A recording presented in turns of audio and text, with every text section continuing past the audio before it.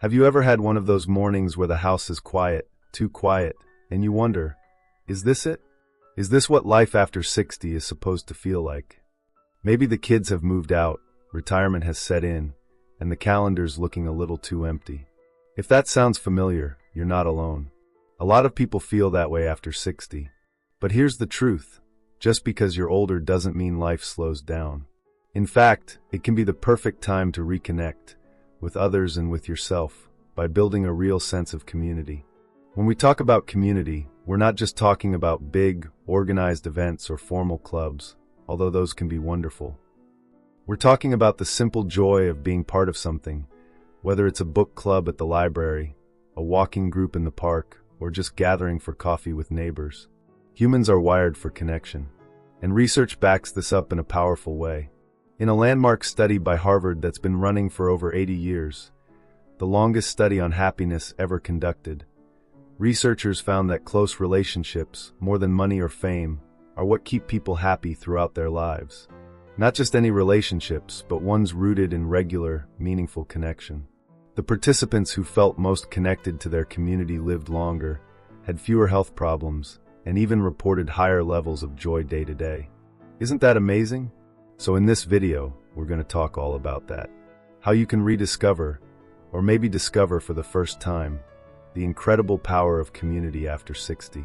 We'll look at why it's so important for your health and happiness, what kinds of local groups are out there, how to find them, and even how to overcome the common roadblocks that stop people from joining in. We'll share real stories and sprinkle in some science to back it all up. Because building community isn't just a feel-good idea, it's a smart move for a better life. Before we keep going, I'd love your help with something. If you're enjoying this video so far, comment Y below. If not, comment N. It helps me know what's working and what to improve. And don't forget to hit subscribe if you haven't yet. Now let's dive deeper. Let's start with one of the biggest benefits of joining a local group, your health. Now, I don't just mean mental health, though that's a huge part of it. I'm talking about your physical health too. Numerous studies, including one published in the journal PLOS Medicine, have shown that people with strong social ties have a 50% higher chance of living longer than those who are more isolated. That's right, 50%. That's like quitting smoking or starting to exercise in terms of health impact. It makes sense when you think about it. Being around others gives you a reason to get up and get out of the house. It adds movement, laughter, and purpose to your day. And when you know someone's expecting to see you, a friend at the garden club, a teammate at bocce ball, you're more likely to follow through. That accountability becomes a powerful motivator. I know a woman named Linda. She's 6'7" and had just moved to a new town to be closer to her grandkids. She didn't know a soul. She told me that for the first few months, she felt invisible. The loneliness started to affect her sleep, her appetite, even her confidence. But then she signed up for a ceramics class at the community center, just once a week, for fun. Fast forward 6 months, and now she meets her classmates for lunch every Thursday. She even helps organize the holiday craft fair. Linda says that class didn't just teach her pottery, it gave her back a sense of belonging. And belonging, that's the real magic word here. We all need to feel seen, needed, and valued. Community groups provide that. They're not just a place to pass the time. They're a place where you can share your wisdom, your humor, your story. A place where people say, "We're glad you're here." So what kind of groups are out there? Honestly, more than you might think.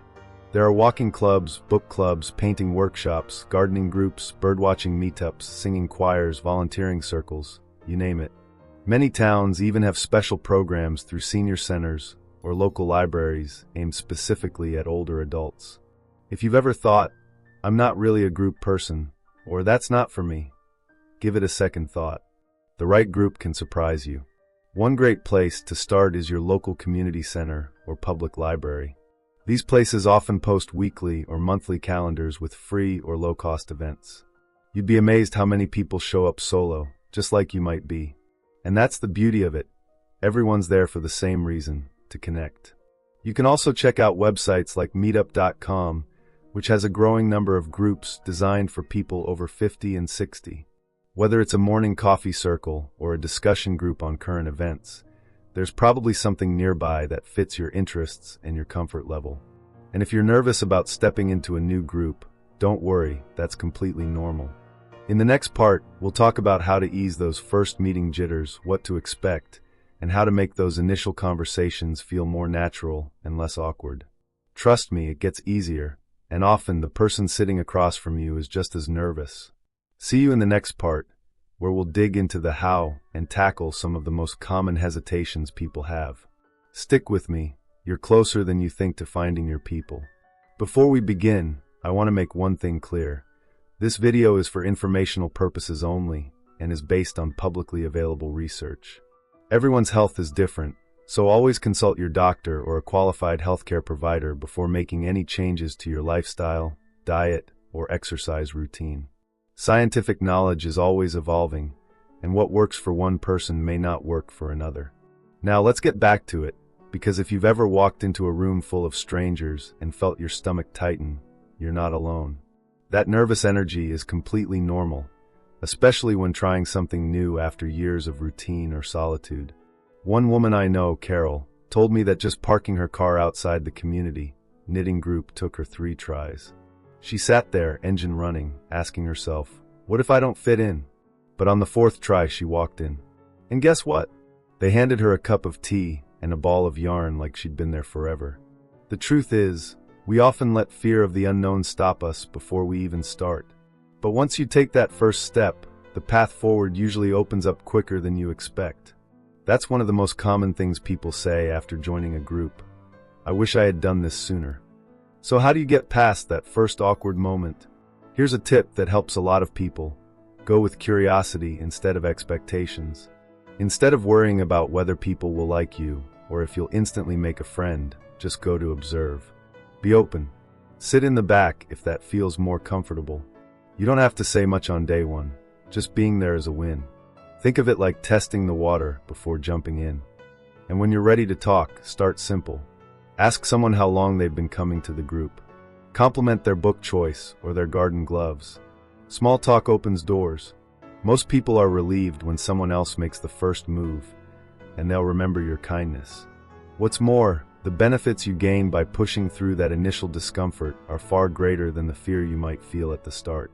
Studies have shown that regular social interaction can lower your risk of cognitive decline. According to research published in the American Journal of Public Health, older adults with an active social life have slower rates of memory loss. That's right, chatting over coffee or playing cards might actually keep your brain sharper. And let's not forget how good it feels emotionally. Joining a local group can significantly reduce feelings of loneliness and depression. A 2020 study from the University of Michigan found that seniors who participated in community programs reported a 30% improvement in their overall mood and life satisfaction. That's huge. You might walk in looking for a distraction, but you could walk out feeling more like yourself again. Let me tell you about Jim, a 72-year-old former mechanic who lost his wife a few years back. He was grieving and didn't think anyone would understand what he was going through. One day, a neighbor suggested he try the local men's shed program, a kind of workshop where older men gather to build, fix, and talk. Jim showed up skeptical, but soon he was repairing old bikes and swapping stories with men who'd also faced loss.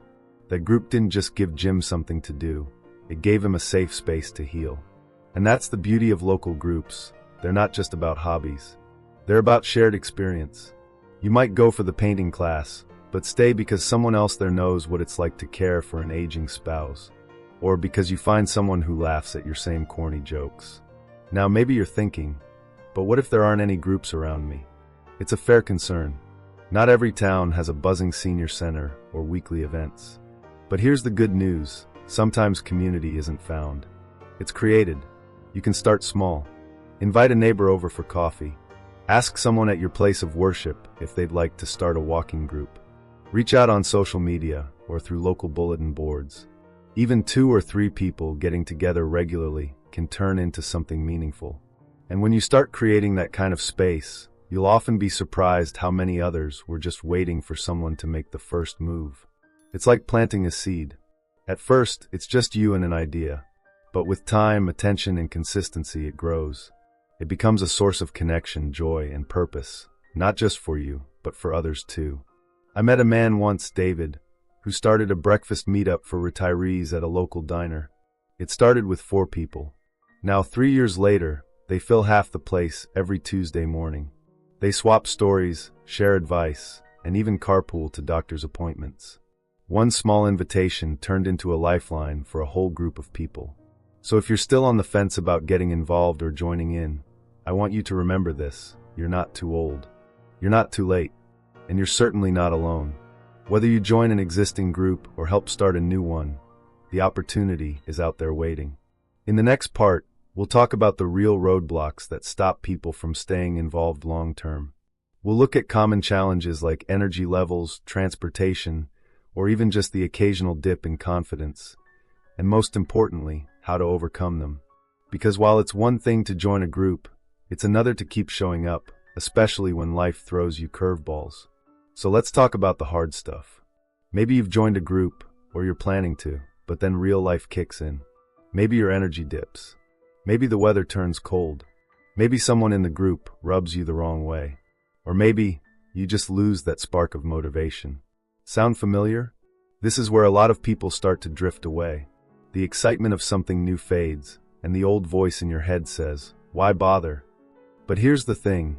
Showing up consistently is where the magic really happens. That's how acquaintances turn into true friends, and how an activity becomes something you look forward to instead of something you feel like you should do. Let's be honest, staying involved in anything as we get older can come with challenges. Some of them are physical. Maybe you don't have the same energy you did 10 years ago. Maybe it's harder to get around. That's okay. There are ways to adapt. Take Betty, for example.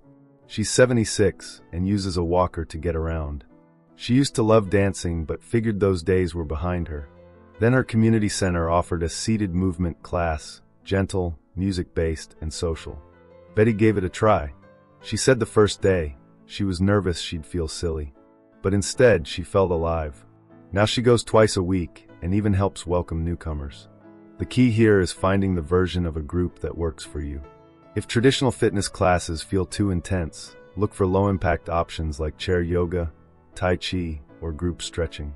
If evening meetups are hard, try daytime groups.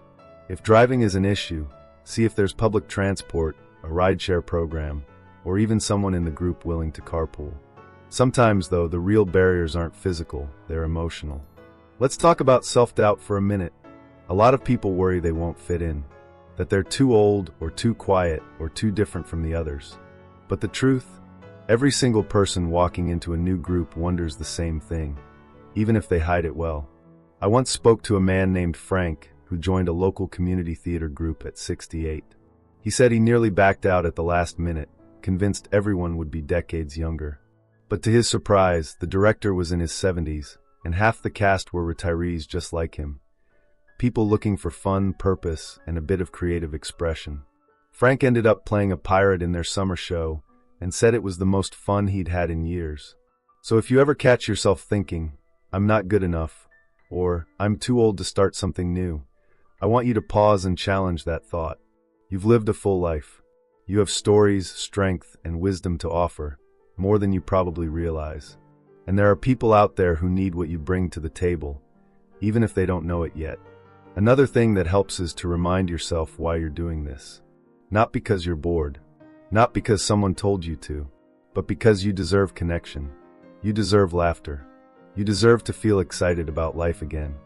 And if you do hit a bump, if a group doesn't feel right or it ends up not being a good fit, that's okay too. You haven't failed. You've just gathered information. Think of it like dating. Sometimes it takes a few tries before you find the right match. Don't give up after one try. Pivot, explore, try something else. The right group is out there. Now here's something that makes all the difference: volunteering. Sometimes, instead of joining a group, becoming part of one through service can be even more rewarding. Whether it's helping out at a food bank, mentoring students, or organizing a coat drive, giving your time creates instant connection. Studies show that volunteering not only improves your mental health, but also gives you a sense of purpose and structure. Two things that are vital after retirement. One study published in Psychology and Aging found that older adults who volunteered regularly experienced lower levels of depression and higher overall life satisfaction. Why? Because giving back reminds us that we still matter, that we can make a difference. And that's a powerful thing at any age. I met a retired nurse named Joyce who started volunteering at a literacy center, helping adults learn to read. She told me, "It's not just about the reading, it's about the bond. These folks trust me, and I found a second calling. That kind of deep, personal fulfillment doesn't come from just passing the time. It comes from investing your heart into something bigger than yourself." And sometimes, building community isn't just about joining, it's about inviting. You can be the one who reaches out, the one who says, "Hey, would you like to join me for this event?" You might be surprised at how many others are just waiting for someone to extend that hand. Community grows when we build the bridge instead of waiting for one. Remember, it's not about being the life of the party. It's about showing up, listening, being real. That's how trust is built. That's how community is built. And the good news? It's never too late. Never. In the final part of this video, we're going to wrap everything up with a few simple steps you can take this week to start or grow your community. We'll go over some uplifting research, recap the most important ideas, and leave you with a powerful reminder of just how valuable you are. You won't want to miss this next part. It's all about putting everything into action and living life on your terms, with connection and confidence. Let's finish strong. I'll see you there. Let's take a breath and look at how far we've come in this conversation. We started by talking about that quiet but powerful longing for connection many people feel after 60. We explored the emotional and physical benefits of being part of a group, how it helps your brain, your mood, and your sense of purpose. We walked through the first steps, the fears, the awkward hellos, and the huge payoffs that come from pushing through them. And we talked about the real-life roadblocks and how you absolutely can get past them. Now, I want to leave you with a few simple, doable steps you can take this week to start building or deepening your own community. Nothing big or overwhelming, just small shifts that open doors. First, look around your neighborhood or town. Are there flyers at the library or grocery store for local meetups, book clubs, or walking groups? Maybe there's a senior center you've passed by, but never gone inside. This week, just pick one place. Visit. Look at the bulletin board. Ask someone about upcoming events. Just start there. Second, think of one person in your life you haven't connected with in a while. It could be a neighbor, an old friend, or even a relative. Reach out. Call them. Invite them for coffee. One of the easiest ways to feel more connected is to simply rekindle something that's already there. Third, consider trying something new, something you've been curious about but haven't acted on yet. It could be a language class, a gardening group, or a storytelling night at the local library. You don't have to commit long-term. Just give yourself permission to try. And if you truly can't find what you're looking for in your area, create it. Start small. Maybe invite 2 people over for tea on a regular basis. Call it a group. That's all it takes. It doesn't have to be big or fancy. What matters is consistency and intention. Here's something powerful I came across recently. A study in the Journal of Aging Studies found that older adults who engaged in meaningful community activities, even just once a week, reported increased feelings of vitality and identity. It's not just that they were doing something, they felt more like themselves. That really stuck with me, because as we get older, it's easy to feel like pieces of our identity are slipping away, especially after retirement or after losing a partner or when the kids are far away. But connection brings those pieces back together. It reminds us we're still here, still vibrant, still needed. And here's another thing. You don't need to be the loudest, most outgoing person in the room to build community. Some of the most impactful people are quiet, thoughtful, welcoming. People who listen. People who notice when someone new walks in and make them feel seen. That might be you. One woman I spoke to, Marjorie, 81, started bringing an extra muffin to her watercolor class each week. She'd place it on an empty seat and say, "This is for whoever needs a snack today." It became her signature. People smiled more when she walked in. They'd save her a seat. They'd ask about her garden. She didn't have to be the life of the party, just the one who cared. That's all it takes. So here's the heart of it. Building community after 60 isn't about filling your calendar. It's about filling your heart. It's about knowing that you still matter, that you still belong, and that there is joy, deep, lasting joy, in sharing your time and presence with others. Even if you've felt isolated for a while, even if you've had a bad experience in the past, even if you feel like you've lost touch with the social parts of yourself, I want you to know this: it's never too late to reconnect. You can start today, right now, with one phone call, one visit, one event, one yes. Because the more you show up, the more the world shows up for you. And here's a quote that I think captures it perfectly. It's from Jane Howard, who said, "Call it a clan, call it a network, call it a tribe, call it a family, whatever you call it, whoever you are, you need one." So let this be your encouragement, your nudge, your reminder. You are not alone. You're a part of something bigger. And your community is out there, waiting, growing, ready to welcome you. We'd really love to hear from you. If you have any suggestions for future topics or questions you want answered, write to us in the comments below. We're here to help, and your input could inspire our next video. And if you found this video helpful, give it a thumbs up and subscribe so you don't miss out on more practical tips for healthy aging. Here's to living your best life at any age, to reaching out, to showing up, and to building a community where you feel seen, valued, and connected. Thanks for watching, and we'll see you next time.